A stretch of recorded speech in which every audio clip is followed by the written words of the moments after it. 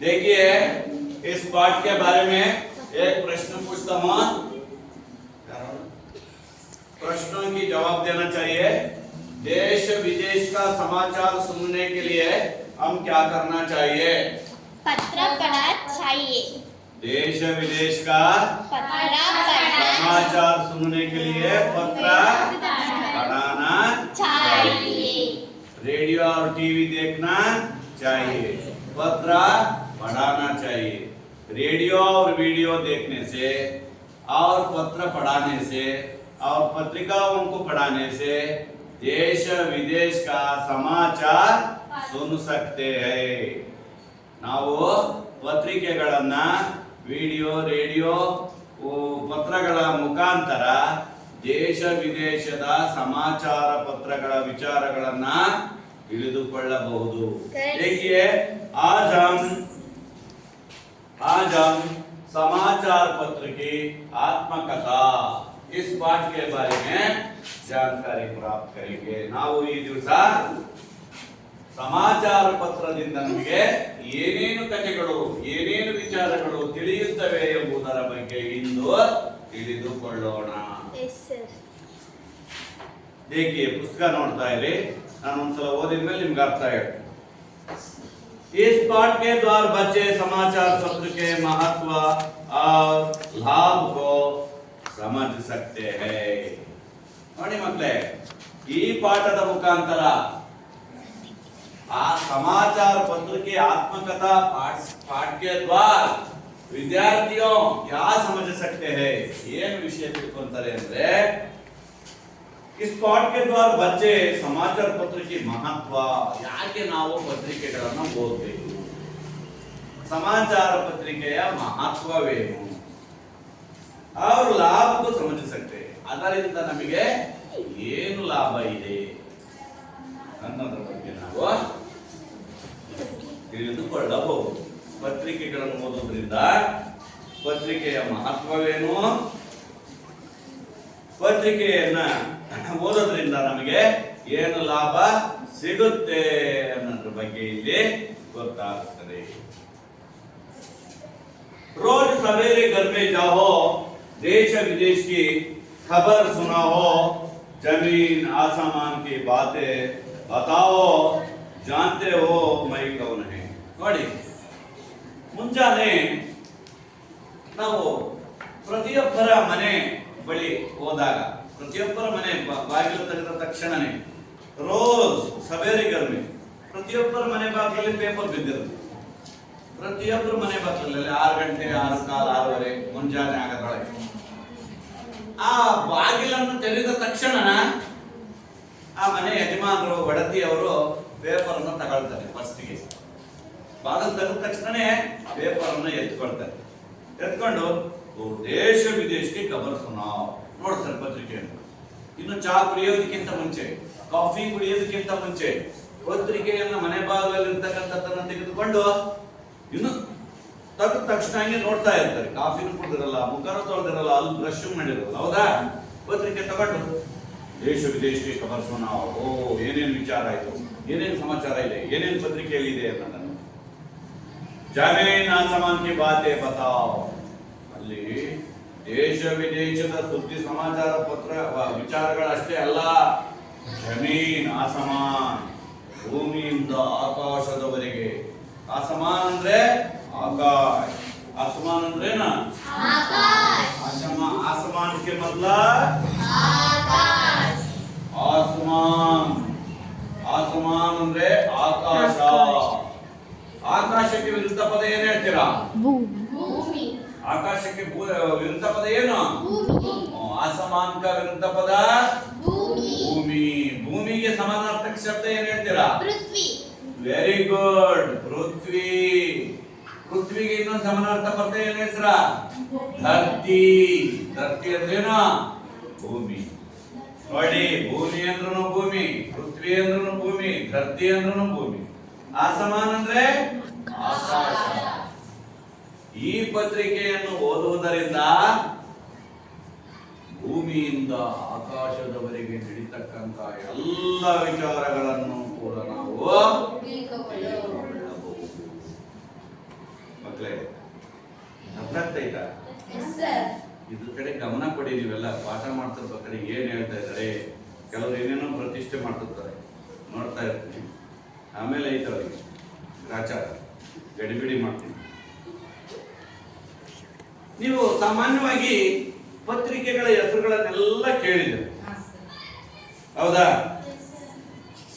Indian, ಆಮೇಲೆ Andhra Jyothi, Prajavani, Dainik Jagran, Amar Ujala, Vijaya Karnataka, Kannadaprabha, Udayavani, Times of India, Samyukta Karnataka, ಹೌದಾ?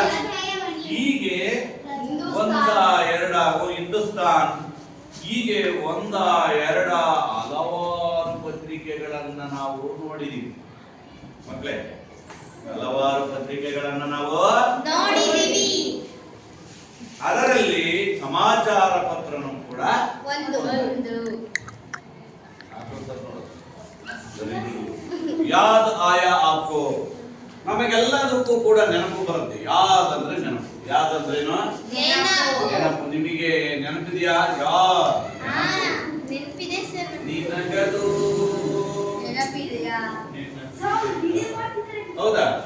ನೋಡಿ ಮಕ್ಕಳೇ, ಮೈ ಈ ಸಮಾಚಾರ ಪತ್ರ, ನಾನು ಸಮಾಚಾರ ಪತ್ರ ಸುಬಹ ಹೋತೆ ಹಿ ಮೈ ಹರ್ ಘರ್ ಮೇ ದಿಖಾಯಿ ದೇತಾ ಹೂಂ. ಮುಂಜಾನೆ ಆದ ತಕ್ಷಣನೇ ನಾನು ಪ್ರತಿಯೊಬ್ಬರ ಮನೆಯ ಮುಂದೆ ಕಾಣಿಸಿಕೊಳ್ಳುತ್ತೇನೆ. ಮುಂಜಾನೆ ಆದ ತಕ್ಷಣ ನಾನು ಪ್ರತಿಯೊಬ್ಬರ ಮನೆಯ ಮುಂದೆ ಕಾಣಿಸಿಕೊಳ್ಳುತ್ತೇನೆ. ಕಹಿ ಲೋಗ್ ಮುझे ಪಡೆ ಬಿನಾ ಸುಬಹ ನಹಿ ಹೋತಿ. ಎಷ್ಟೋ ಜನಗಳಿಗೆ ನನ್ನನ್ನ ತೆಗೆದುಕೊಂಡು ಓದ್ತಾ ಇದ್ರೆ, ಮುझे ಪಡೆ ಬಿನಾ, ನನ್ನ ಪತ್ರಿಕೆಯನ್ನು ಓದ್ಲಿಲ್ಲ ಅಂದ್ರೆ ಅವತ್ತು ಅವರಿಗೆ ಏನೋ ಒಂಥರ ಬೇಸರ, ಸಮಾಧಾನನೇ ಆಗಿರೋದು. ಇವತ್ತು ಪೇಪರ್ ನೋಡಿ, ಪೇಪರ್ ಬರ್ಲಿಲ್ವಾ, ಓದಿದ್ಯಾ, ಇವತ್ತು ಪತ್ರಿಕೆನೇ ಓದ್ಲಿಲ್ಲ, ಒಂಥರ ಏನೋ ಬೇಸರ ಆದಂಗ ಆಗುತ್ತೆ ಅವರಿಗೆ. ಆ ರೀತಿಯಾದ ಅಭ್ಯಾಸಗಳು ಇರುತ್ತೆ. ಹಾಗೆ ನೋಡಿ, ಕಹಿ ಲೋಗೋಂ ಕಿ ಮುझे ಪಡೆ ಬಿನಾ ಸುಬಹ ಹಿ ನಹಿ ಹೋತಾ. ಎಷ್ಟೋ ಜನಗಳಿಗೆ ಪತ್ರಿಕೆಯನ್ನು ಅವತ್ತು ಓದಲಿಲ್ಲ ಅಂದ್ರೆ ಅವರಿಗೆ ಏನೋ ಒಂದು ರೀತಿಯಾದ ಜೀವನದಲ್ಲಿ ಜಿಗುಪ್ಸೆ. ಅವತ್ತು ಮುಂಜಾನೆನೇ ಆಗಿಲ್ಲೇನೋ, ಕೈ ಮುझे ಪಡ್ತೆ ಪಡ್ತೆ ಈ ಚಾ ಕಾಫಿ ಪೀತೆ. ಇನ್ನು ಎಷ್ಟೋ ಜನಗಳ ಮನೆಯಲ್ಲಿ ನೋಡ್ರಿ, ಪೇಪರ್ ಓದ್ತಾನೆ ಕಾಫಿ ಚಾ ಕುಡಿತಾ ಇರ್ತಾರೆ. ಪೇಪರ್ ಒಂದ್ ಸ್ವಲ್ಪ ಓದ್ತಾರೆ, ಮತ್ತೆ ಟೇಬಲ್ ಮೇಲೆ ಮತ್ತೆ ಕುಡಿತಾರೆ, ಮತ್ತೆ ಓದ್ತಾರೆ. ಅದು ಒಂಥರ ಅವರಿಗೆ ಹ್ಯಾಬಿಟ್, ಅದೊಂಥರ ಅಭ್ಯಾಸ. ಆ ಕಾಫಿ ಕುಡಿತಾನೆ ಪೇಪರ್ ಓದ್ತಾನೆ ಕಾಫಿ ಕುಡಿಬೇಕು. ಕೆಲವರಿಗೆ ಕಾಫಿ ಕುಡಿತಾನೆ ಪೇಪರ್ ಓದ್ಬೇಕು, ಓದ್ತಾನೆ ಕುಡಿಬೇಕು. ಈ ತರ ಅವ್ರವ್ರು ಒಬ್ಬೊಬ್ರಿಗೆ ಒಂದೊಂದು ರೀತಿಯಾದ ಅಭ್ಯಾಸಗಳಿರ್ತವೆ, ಹೌದಾ? मैं व्यक्ति के जीवन का एक महत्वपूर्ण हिस्सा बन गया हूं. ನೋಡಿ, ಪ್ರತಿಯೊಬ್ಬ ಮನುಷ್ಯನ ಅವಿಭಾಜ್ಯ ಅಂಗ ಪೇಪರ್ ಓದ್ತಕ್ಕಂಥದ್ದು. ಪೇಪರ್ ಅನ್ನ ಪ್ರತಿಯೊಬ್ಬರು ಕೂಡ ಓದಬೇಕು. ಯಾಕೆ ಅಂದ್ರೆ ಪೇಪರ್ ಅನ್ನು ಓದುವುದರಿಂದ ದೇಶ ವಿದೇಶದ ಎಲ್ಲ ಸಕಲ ವಿಚಾರಗಳು ಕೂಡ ಗೊತ್ತಾಗುತ್ತೆ. मैं मनुष्य को उनके अपने घर बैठे बैठे सारे विश्व की जानकारी देता हूँ. ನೋಡಿ, ಇವತ್ತು ಮನುಷ್ಯ, ಇವತ್ತಿನ ವಿಜ್ಞಾನ ತಂತ್ರಜ್ಞಾನದಲ್ಲಿ ಮನುಷ್ಯ ಮನೆಯಲ್ಲೇ ಕುತ್ಕೊಂಡು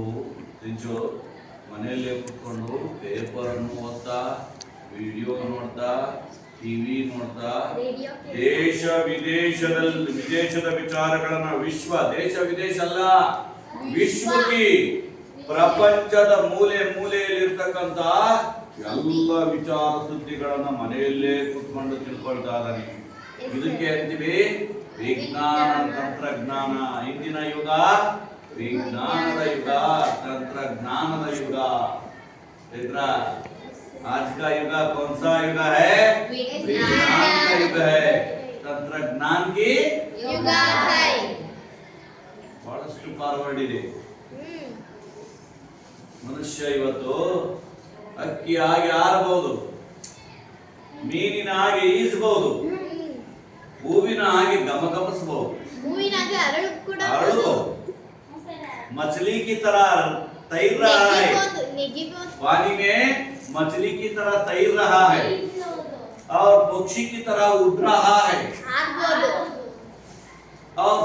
तरह गमगम रहा है ವಾಸನೆ ಹೂವಿನ ಹಾಗೆ ವಾಸನೆ. ಗಮಗಮಿಸ್ಬೋದು. ನೋಡಿ ಮೂರು ಶಕ್ತಿ ಮಾನವನಲ್ಲಿದೆ. ಅರಳ್ಬೋದು ಆ ಹೂ ಅರಳುತ್ತೆ ಹರಡುತ್ತೆ ನೋಡಿ, ಹೌದಾ? ಮನುಷ್ಯ ಮೀನಿನಾಗಿ ಈಜ್ತಾನೆ, ಹಕ್ಕಿಯಾಗಿ ಆಡ್ತಾನೆ, ಹೂವಿನಾಗೆ ಗಮಗಮಿಸ್ತಾನೆ. ಕೆಲವರು ಸೆಂಟ್ ಹಾಕೊಂಡು ಗಮ ಗಮ ಗಮ ಅಂತಿರ್ತಾರೆ, ಹೌದಾ? ಹಾಗೆ ಮನುಷ್ಯ ಇವತ್ತಿನ ವಿಜ್ಞಾನ ತಂತ್ರಜ್ಞಾನದಲ್ಲಿ ಬಹಳಷ್ಟು ಮುಂದುವರೆದಿದ್ದಾನೆ.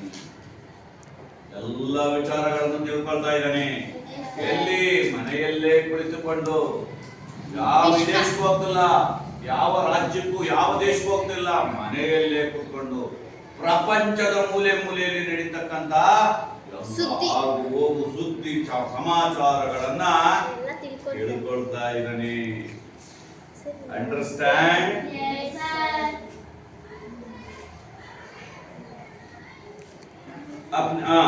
मैं अमीर गरीब सबके ज्ञान का सस्ता और सुलभ साधन है. ಈ ಸಮಾಚಾರ ಪತ್ರಿಕೆ ಅಂತಕ್ಕಂಥದ್ದು ಬಡವ ಶ್ರೀಮಂತ ಎಂಬ ಭೇದ ಭಾವ ಇಲ್ಲ, ಇಬ್ಬರಿಗೂ ಸುಲಭವಾದ ಸಾಧನ. ಯಾರು ಬೇಕಾದ್ರೂ ಪೇಪರ್ ಅನ್ನು ಓದಬಹುದು, ಯಾರು ಬೇಕಾದ್ರೂ ಪತ್ರಿಕೆಯನ್ನು 5 ರೂಪಾಯಿ 10 ರೂಪಾಯಿ ಕೊಟ್ಟು ಓದ್ಕೋಬಹುದು, ಹೌದಾ? ಬಡವರೇ ಓದಂಗಿಲ್ಲ, ಶ್ರೀಮಂತರು ಮಾತ್ರ ಓದ್ಬೇಕು ಅನ್ನಂಗೇನಿಲ್ಲ. 5 ರೂಪಾಯಿ ಕೊಟ್ರೆ ಪೇಪರ್, 5 ರೂಪಾಯಿ 10 ರೂಪಾಯಿ ಕೊಟ್ರೆ ಪೇಪರ್ ಕೊಡ್ತಾರೆ. ಪೇಪರ್ನ ಬಸ್ಸಲ್ಲೋ ಮನೆಯಲ್ಲೋ ಅಥವಾ ಬಿಡುವಿನ ವೇಳೆಯಲ್ಲೋ ಕೂತ್ಕೊಂಡು ನಾವು ಆರಾಮಾಗಿ ಓದ್ಬೋದು, ಹೌದಾ ಮಕ್ಕಳೇ? ಅದಕ್ಕೆ ನೀವು ಜ್ಞಾನವನ್ನ ಪಡ್ಕೊಳ್ಳೋದಕ್ಕೆ ಪ್ರಯತ್ನ ಮಾಡ್ಬೇಕು. ನೀವು ಬೇರೆ ವಿಚಾರಕ್ಕೆ ಹಣವನ್ನ ಖರ್ಚು ಮಾಡ್ತೀರಾ, ತಿನ್ನೋದಕ್ಕೆ ಖರ್ಚು ಮಾಡ್ತೀರಾ, ಬೇರೆ ಬೇರೆ ಇದಕ್ಕೆಲ್ಲ ಖರ್ಚು ಮಾಡ್ತೀರಾ. ಆದರೆ ಜ್ಞಾನ ಸಂಪಾದನೆಗೆ ನೀವು ಹಣವನ್ನ ಖರ್ಚು ಮಾಡಬೇಕು, ವಿಚಾರಗಳನ್ನ ಚೆನ್ನಾಗಿ ತಿಳ್ಕೋಬೇಕು ಮಕ್ಕಳೇ. ನೋಡಿ, ಇದು ಗರೀಬ್ ಸಬ್ಕೆ ಜ್ಞಾನ ಕಾ ಸಸ್ತಾ और ಸುಲಭ ಸಾಧನೆ.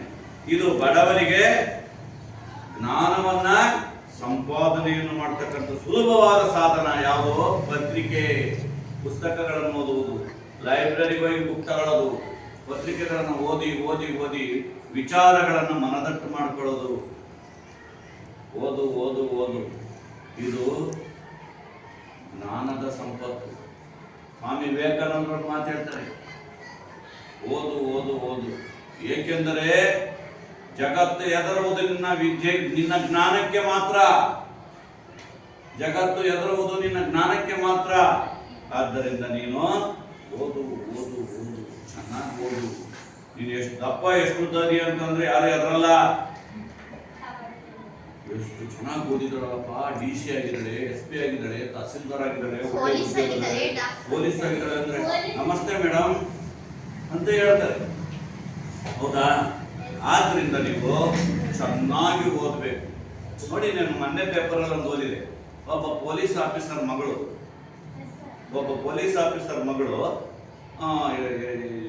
IAS ಮಾಡಿ DC ಆಗಿದ್ದಾರೆ. ಅದಕ್ಕೆ ಅವರ ಅಪ್ಪನೇ ಅವಳಿಗೆ ಸಲ್ಯೂಟ್ ಹೊಡಿತಾರೆ, ಮಗಳಿಗೆ ಸಲ್ಯೂಟ್ ಹೊಡಿತಾರೆ. ಯಾಕೆ ಅಂದ್ರೆ ಇವನಿಗಿಂತ ಉನ್ನತ ಹುದ್ದೆಗಿರಲ್ಲ DC. ಅದಕ್ಕೆ ಅಪ್ಪ ಮಗಳಿಗೆ ಸಲ್ಯೂಟ್ ಹೊಡಿತಾರೆ. ಆ ಮಗಳು ನಗ್ತಾ ಇದ್ದಾರೆ, ಅಯ್ಯೋ ನಮ್ಮ ಅಪ್ಪಾಜಿನೇ ನನಗೆ ಸಲ್ಯೂಟ್ ಹೊಡಿತಾರೆ. ಮಗಳೇ, ಸಾರ್ಥಕವಾಯ್ತು ಕಣವ, ನೀನು ಹುಟ್ಟಿದ್ಕೆ ಚೆನ್ನಾಗಿ ಬಡತನದಲ್ಲಿ ಹುಟ್ಟಿದ್ರು ಕೂಡ ಚೆನ್ನಾಗಿ ಓದಿ ಬೆಳೆದೆ ಒಂದು ಒಳ್ಳೆ ಹುದ್ದೆಯನ್ನು ಪಡ್ಕೊಂಡೆ ಹೇಳ್ತಾರೆ. ಹಂಗೆ ಒಂದು ಗುರಿಯನ್ನ, ಜೀವನದಲ್ಲಿ ಒಂದು ಗುರಿಯನ್ನ ಇಟ್ಕೊಂಡ್ರೆ ಮಾತ್ರ ಖಂಡಿತವಾಗಿ ನಾವು ಆ ಗುರಿಯನ್ನು ಮುಟ್ಟೋದಕ್ಕೆ ಸಾಧ್ಯ. ಜೀವನದಲ್ಲಿ ಒಂದು ಗುರಿ ಇಲ್ಲ ಅಂದ್ರೆ ಏನೊಂದು ಸಾಧನೆ ಮಾಡಬೇಕು. ಮನುಷ್ಯ ಗುರಿಯನ್ನು ಮುಟ್ಟಬೇಕು. ಗುರಿಯನ್ನು ಮುಟ್ಟುವ ತನಕ ನಿಲ್ಲಬಾರದು. ಈ ಏಜಲ್ಲಿ ನೀವು ಚೆನ್ನಾಗಿ ಅಭ್ಯಾಸ ಮಾಡಬೇಕು, ಕಲಿಬೇಕು. ಪ್ರಾಚೀನ ಕಾಲ में राजा महाराज कबूतरों के द्वारा संदेश भेजा करते थे. ಹಿಂದಿನ ಕಾಲದಲ್ಲಿ ಒಂದು ಕಡೆಯಿಂದ ಮತ್ತೊಂದು ಕಡೆಗೆ ಸುದ್ದಿ ಸಮಾಚಾರಗಳನ್ನ ತಲುಪಿಸಬೇಕಾದ್ರೆ ಏನ್ ಮಾಡ್ತಾ ಇದ್ರು ಗೊತ್ತಾ? ಕಬೂತರೋं के द्वार. ಕಬೂತರ್ ಅಂದ್ರೆ ಏನು? ಕಬೂತರ್, ಕಬೂತರ್, ಪಾರಿವಾಳ. ಪಾರಿವಾಳ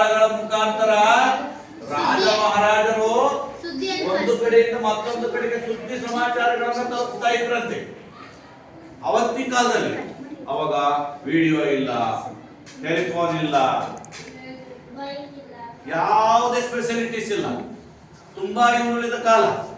ಅಂತ ಕಾಲದಲ್ಲಿ ರಾಜ ಮಹಾರಾಜರ ಕಾಲದಲ್ಲಿ ಆಸ್ಥಾನದಲ್ಲಿ ಪಾರಿವಾಳಗಳನ್ನು ಸಾಕೊಂಡಿದ್ರಂತೆ. ಏನಾದ್ರು ಒಂದು ಕಡೆಯಿಂದ ಮತ್ತೊಂದು ಕಡೆಗೆ, ಒಂದು ಆಸ್ಥಾನದಿಂದ ಮತ್ತೊಂದು ಆಸ್ಥಾನಕ್ಕೆ ಸುದ್ದಿ ಸಮಾಚಾರಗಳನ್ನು ತಲುಪಿಸಬೇಕಾದ್ರೆ ಪಾರಿವಾಳದ ಕಾಲಿಗೆ ಚೀಟಿಯನ್ನು ಬರೆದು ಕಟ್ತಾ ಇದ್ರಂತೆ. ಅದು ಸುಮಾರು 16-20 ಕಿಲೋಮೀಟರ್ ಹಾರ್ಕೊಂಡು ಹೋಗಿ ಒಂದು ಕಡೆಯಿಂದ ಮತ್ತೊಂದು ಕಡೆಗೆ ಸುದ್ದಿ ಸಮಾಚಾರವನ್ನು ಬಿಟ್ಟಿಸ್ತಾ ಇದ್ದಾರೆ. ನೋಡಿ ಹೇಳ್ತಾ ಇದ್ದಾರೆ, ಪ್ರಾಚೀನ काल में राजा महाराज कबूतरों के द्वारा संदेश भेजा करते थे. ಪ್ರಾಚೀನ ಕಾಲ ಅಂದ್ರೆ ಹಳೆ ಕಾಲ, ಹಿಂದಿನ ಕಾಲದಲ್ಲಿ ರಾಜ ಮಹಾರಾಜರು ಪಾರಿವಾಳಗಳ ಮುಖಾಂತರ ಒಂದು ಕಡೆಯಿಂದ ಮತ್ತೊಂದು ಕಡೆಗೆ ಸುದ್ದಿ ಸಮಾಚಾರವನ್ನು ಮುಟ್ಟಿಸ್ತಾ ಇದ್ರು. ಈಗ ನೋಡಿ, ಈಗಿನ ಕಾಲದಲ್ಲಿ ನಾವು ಕ್ಷಣಾರ್ಧದಲ್ಲಿ ವಿಚಾರಗಳನ್ನ ಒಂದು ರಾಜ್ಯ, ಒಂದು ಜಿಲ್ಲೆ, ಒಂದು ರಾಷ್ಟ್ರ, ಇಡೀ ಪ್ರಪಂಚದ ಯಾವುದೇ ಮೂಲೆಗೆ ನಾವು ಕ್ಷಣಾರ್ಧದಲ್ಲೇ ಮಾತಾಡ್ತೀವಿ, ಎಲ್ಲ ವಿಷಯಗಳನ್ನು ತಿಳ್ಕೊಳ್ತೀವಿ. ಹಾಗೆ ಹಿಂದೆ ನೋಡಿ, ಏನಾದ್ರೂ ಒಂದು ವಿಚಾರಗಳನ್ನು ನಾವು ಮುಟ್ಟಿಸ್ಬೇಕಾದ್ರೆ ಪತ್ರಿಕೆಗಳನ್ನು ಬರೀತಾ ಇದ್ವಿ. ಕಾರ್ಡ್, ಇಂಗ್ಲೆಂಡ್ ಲೆಟರ್, ಗವರ್ನಿಂಗ್ ಬರೆದು ಪೋಸ್ಟ್ ಆಫೀಸಿಗೆ ಹೋಗಿ ಪೋಸ್ಟ್ ಮಾಡಿ ಆ ವಿಚಾರ ಅವರಿಗೆ ತಲುಪಿ, ಆ ತಲುಪಿದ ನಂತರ ಅವ್ರು ನಮಗೆ ಪತ್ರ ಬರೆದು ನಮಗೆ ವಿಚಾರ ತಿಳಿಸೋದಕ್ಕೆ ಸುಮಾರು 4-5 ದಿನಗಳಾಗವು. ಹೌದಾ? ನಿಮ್ಮ ಪತ್ರಿಕೆಯನ್ನೇ ನಾವು ಕಾಯುತ್ತಿದ್ದೇವೆ.